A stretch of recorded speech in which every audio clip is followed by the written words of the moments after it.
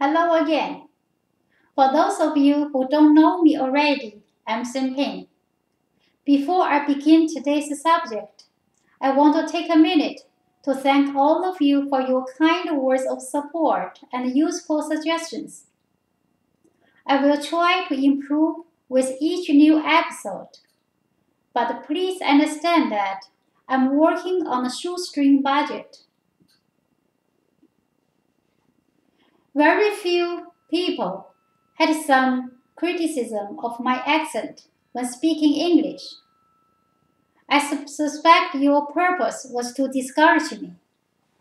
But at this stage in my life, the accent is here to stay. It hasn't stopped me from speaking my mind in the past, and it's not going to stop me now. Yesterday, I gave you a brief intro into the life of Guo Wengui. I forgot to mention that Mr. Guo has adopted the name Miles Kwok. Kwok is the Cantonese version of Guo. To recap, he was living the American dream in China, amassing a fortune in the real estate development business.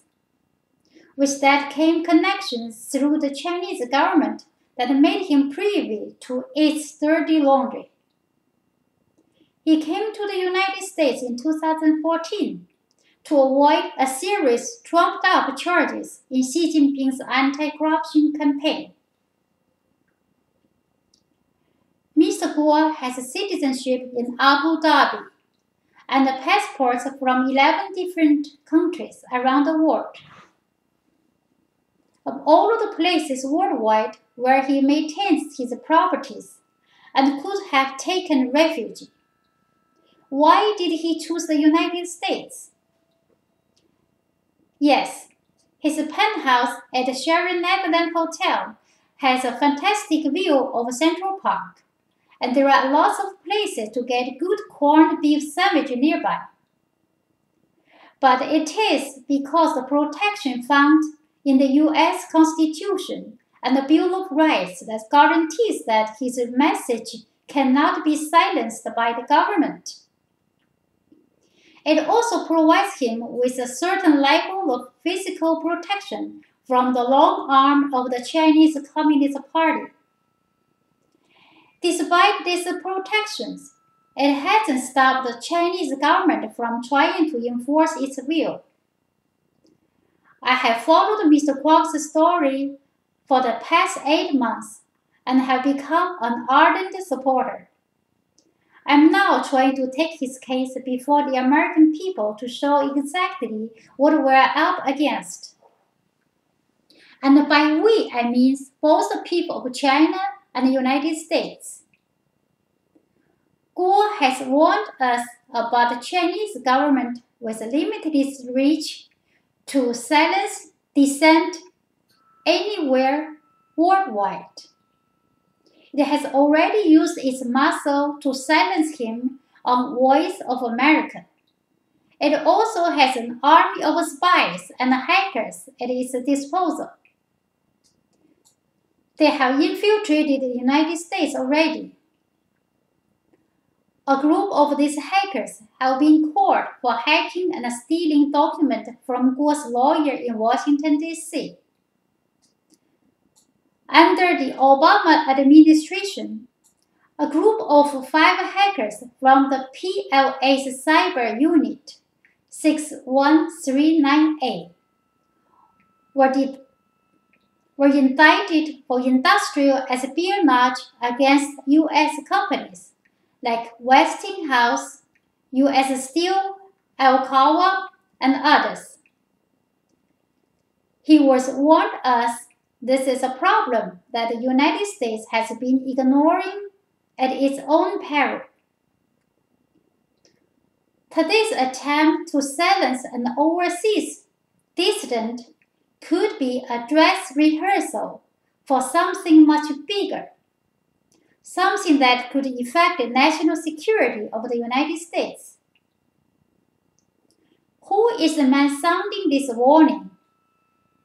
Is he some kind of Chinese Paul Revere? His presence on the internet is everywhere. even when venues like Facebook and Twitter have shut him down.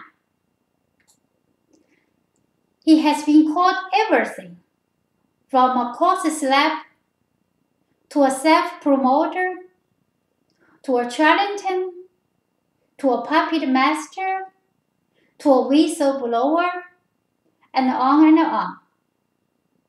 On the internet, there are those who praise him, those who are skeptical of him, and those who are trying to discredit and silence him, whatever your feeling may be about Guo Wengui.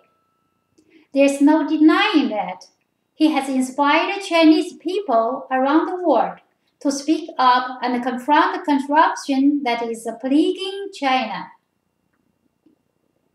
He has referred to China as kleptocracy run by a small mafia group, such as Wang Qishan, Meng Jianzhu, etc. More importantly, he has inspired people within China to speak up, even though the consequences are severe.